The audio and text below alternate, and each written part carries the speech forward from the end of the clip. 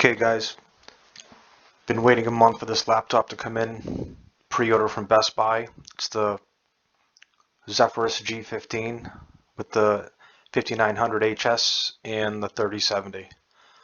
So I had an Alienware M15 17R3 for about 3 weeks now that I could still return. So when these popped up with pre-order, I jumped on it thinking it would be a lot faster than the Alienware with the 2070 Super, but you'll see what's going on here.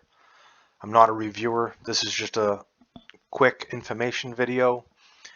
I searched on YouTube every day for the last 3 weeks trying to find some information on this laptop, but here we go. As you can see, laptop is pretty sleek, sexy looking. No complaints there. We'll jump into some Cinebench R15 tests that I did. You got OpenGL at 140 frames a second. This is the multi-core CPU, 2241, which is super impressive. My desktop machine here is a 9900K, so I'll do a couple comparisons to that. During this test, the temperatures are pretty impressive, maxed out at 80°C for the multi-core test.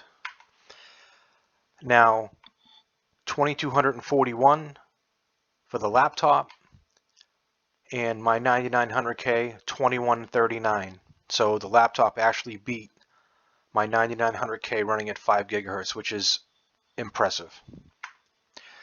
Went to Cinebench R23, multi-core 12509 at an 89C max. I got the numbers mixed up there. So laptop topped out at 89C, single core topped out at 75C at a 1448 points.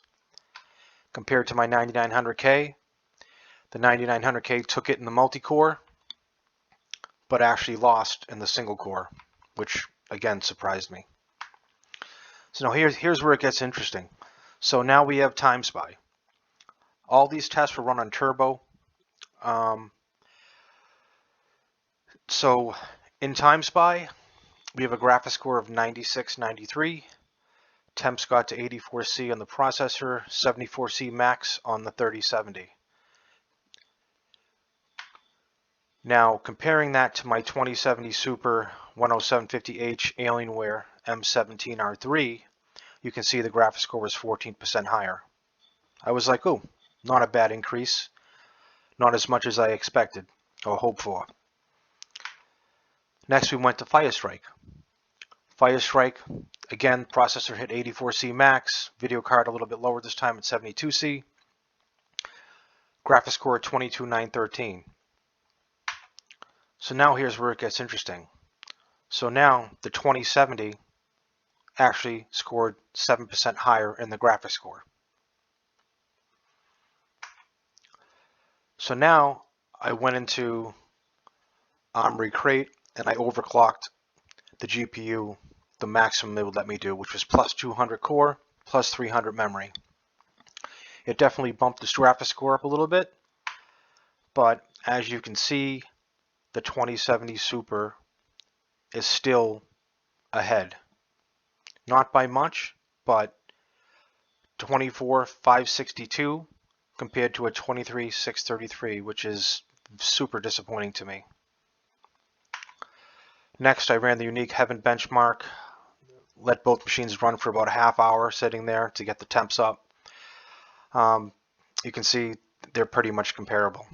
The weird thing is the minimum frames per second on the 3070 were 53 frames a second, opposed to 36 frames a second on the 2070 Super, but the max frames on the 2070 Super were 260, and the max frames on the 3070 were 232. Still, the scores are super comparable. The 1TB SSD is a Hynix brand. My laptop came with 10 hours power on hours right out of the box. Transfer read and write speeds are pretty decent, right on with the latest and greatest SSDs. Then we go to the temps. So this is with the machine running the Heaven benchmark for about a half an hour. You can see if you're gaming, those keys are staying cool.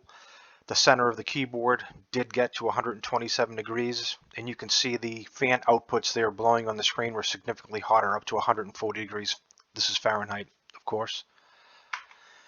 Compared to the Dell M17R3. M17R3, the keyboard, all of it heated up more evenly, but the temps were definitely lower. I'm going to try running some games later.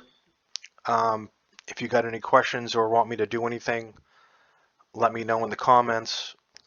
Now, the big thing for me is which one do I keep? Have a good one, everybody.